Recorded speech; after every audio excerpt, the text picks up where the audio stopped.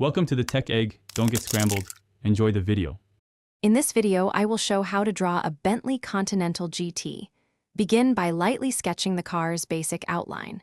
Think of it as a long, low rectangle. This initial step helps establish the correct proportions and placement on your paper. Don't press too hard, as these lines are just guides and will be refined later. Focus on getting the overall shape and stance right before adding any details.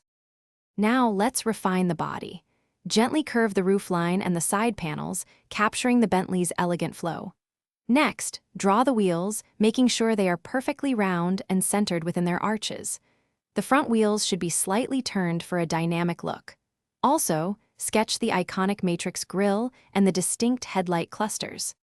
With the main body in place, it's time for the details. Carefully draw the Bentley emblem on the grille and the intricate mesh pattern.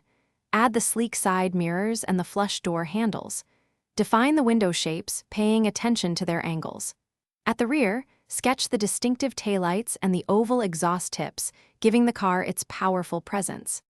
Finally, bring your drawing to life with shading.